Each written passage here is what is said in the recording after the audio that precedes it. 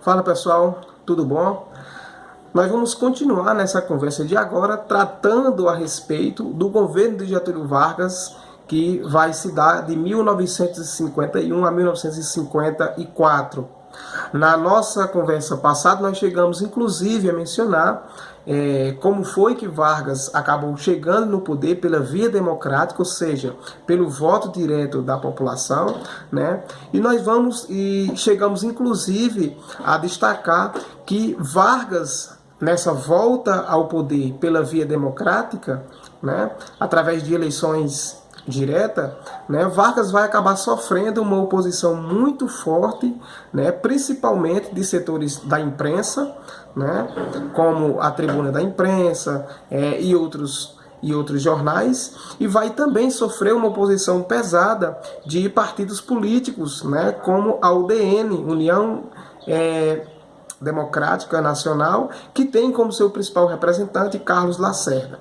E nós chegamos também a mencionar que o principal motor, não que tenha sido o único, mas nós chegamos a destacar que um dos principais responsáveis pelo crescimento da oposição a Getúlio Vargas foi a nomeação do João Goulart para o Ministério do Trabalho, né?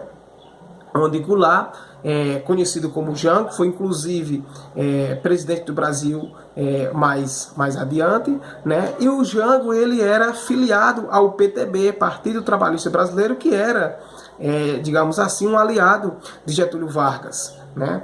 Vargas tinha uma ótima comunicação com esses setores, também com lideranças sindicais, né? E isso vai fazer com que a nomeação de João Goulart para a função de ministro do Trabalho de Getúlio Vargas, né, vai acabar alarmando, ou seja, vai acabar gerando uma desconfiança de setores da classe média de que tanto Getúlio Vargas como seu ministro do Trabalho, João Goulart, o Jango, vão acabar favorecer a setores da sociedade brasileira que não é interessante que sejam favorecidos, né? Vão ser taxados inclusive de pessoas comunistas, né? Então a nomeação de João Goulart, o Jango, para o Ministério do Trabalho vai acabar alarmando a classe média e alimentando inclusive uma série de denúncias de setores políticos brasileiros chamados de extrema-direita, né? Onde eles vão vão tentar formular um argumento de que Vargas estava instalando uma república sindicalista, né? E, enfim, eles vão tentar formular um argumento de que Vargas estava tentando construir uma república sindicalista, ou seja, dar muitos direitos aos sindicalistas, dar muito direito à classe trabalhadora, e isso não era interessante para a classe média do Brasil nesse período. Durante o período em que João Goulart esteve no comando do Ministério do Trabalho, Jango vai propor, como nós dissemos no encontro passado, um aumento do salário mínimo em 100%. Só que essa proposta ela não vai acabar agradando os setores da classe média, né? Vai surgir, aliás, como uma bomba para parte da oposição. A UDN, o partido da UDN, né, a imprensa, o exército, né, vão atacar de forma muito forte o governo de Getúlio Vargas e, ao mesmo tempo, o ministro do Trabalho, né, exatamente por essa proposta de conceder aumento de 100% para a classe trabalhadora. É isso que vai fazer com que a pressão sobre Vargas aumente e vão surgir, inclusive, momentos em que esse grupo de oposição, liderado por Carlos Lacerda através da UDN, liderados pela imprensa brasileira através da Tribuna da Imprensa e liderados por setores do Exército, né, vão querer a cabeça de Getúlio Vargas, vão pedir a renúncia de Getúlio Vargas e, ao mesmo tempo, pedir que Getúlio demita o seu ministro do Trabalho, demita o João Goulart, o Jango. A insatisfação de setores do Exército com o aumento do salário mínimo, inclusive, encontrava justificativo no fato de que seus soldados, ou seja, os membros do Exército, eram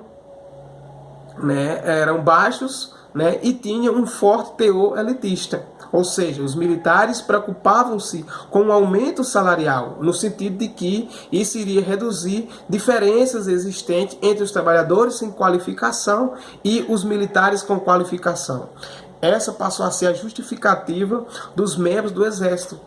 afirmando que o aumento salarial de 100% que o ministro do Trabalho Jango e Getúlio Vargas queriam dar aos trabalhadores iriam reduzir a diferença entre os membros do Exército e a classe trabalhadora, para vocês verem até que ponto iam a oposição nesse período, né? No sentido de que para eles não interessava que houvesse uma redução, né, de diferenças entre trabalhadores. Na verdade, eles queriam que continuasse essa diferença entre os trabalhadores e os membros do Exército.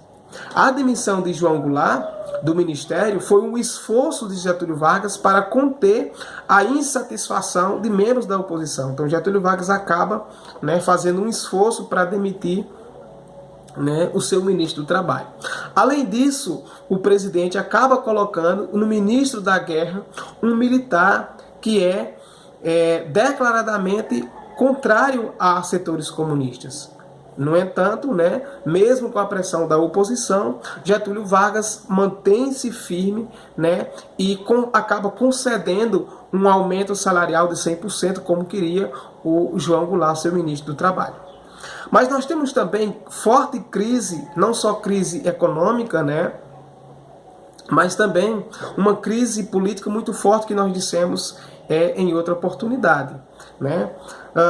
A crise política do governo Vargas ela vai aumentar a partir de 1954, já no finalzinho do governo Getúlio Vargas. E as denúncias de que o presidente queria instalar uma república sindicalista, ela acaba ganhando força nesse sentido.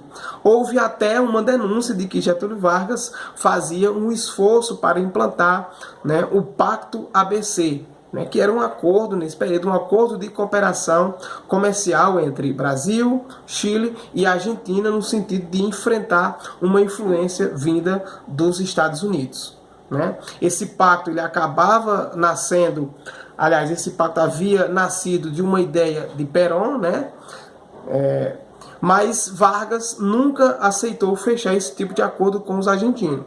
De toda forma, essas denúncias de que Vargas tentava criar uma república sindicalista, levaram à tramitação de um pedido de impeachment, ou seja, de um pedido para afastar, para tirar Getúlio Vargas da presidência do Brasil, que começou em 1954. A tentativa de afastamento de Getúlio Vargas, no entanto, acaba fracassando e Vargas continua firme e forte na presidência da República, até que um episódio acontecido na rua Tonoleiro, né, onde houve, como nós tivemos no encontro passado, a morte, né, de membros de setores da oposição nesse período, né, e a situação de Vargas vai acabar se tornando insustentável, né, se tornando de forma delicada, né, e a cada dia que se passava, a posição do presidente Getúlio Vargas acabava se enfraquecendo. O Exército conspirava de forma muito aberta contra Getúlio Vargas, a UDN, União Democrática Nacional, de Carlos Lacerda, era de forma impiedosa, uma oposição de forma muito impiedosa com Getúlio Vargas, né? E uma série de denúncias vão acabar sendo realizadas pela oposição, mesmo muitas delas sendo não se sustentando, mesmo muitas dessas denúncias sendo falsas.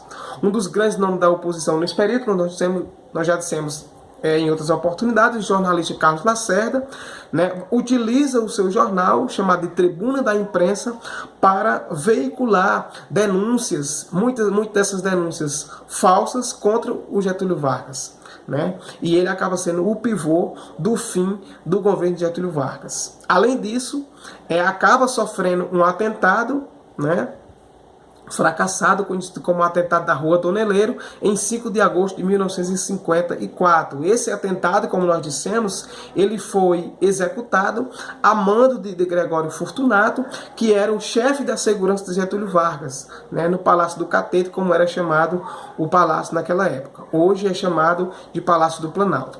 Então, essa tentativa do assassinato de Carlos Lacerda, que acabou fracassando, mas esse atentado ele resultou na morte do segurança do jornalista Carlos Lacerda, né, que era um militar da aeronáutica chamado de Rubem Vaz. Então, tudo isso acontecendo, esse acontecimento, inclusive, ele vai ser o ponto-chave, né, de uma das maiores crises políticas da história do Brasil.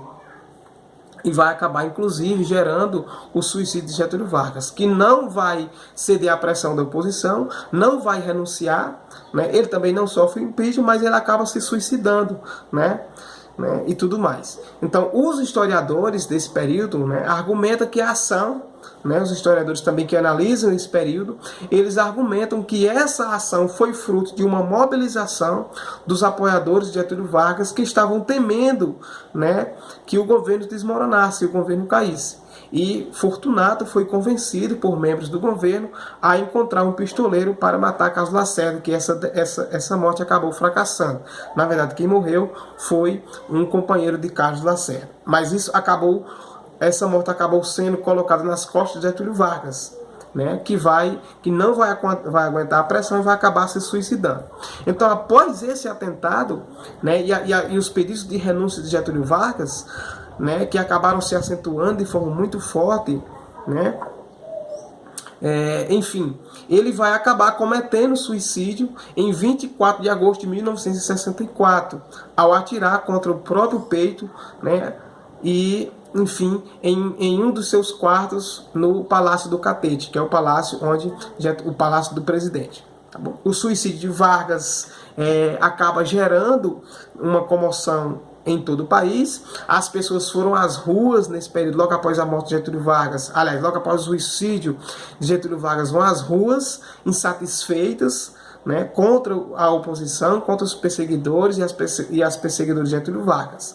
Carlos Lacerda, por exemplo, né, acaba fugindo do país, né, fugindo às pressas do Brasil, e acaba só retornando para o Brasil quando essa situação acaba dando uma esfriada, né? Vargas deixa inclusive uma carta-testamento, né, com uma escrita muito emotiva, né, e uma célebre frase dele nessa carta que diz: saio da vida para entrar na história. Né? Era mais ou menos nesse sentido o teor da carta de Getúlio Vargas, né? E quem vai acabar sucedendo a presidência da República vai ser o Café Filho, que vai ser também motivo da nossa conversa posterior. É isso aí, espero que vocês tenham entendido. Abraço virtual a todos e a todas.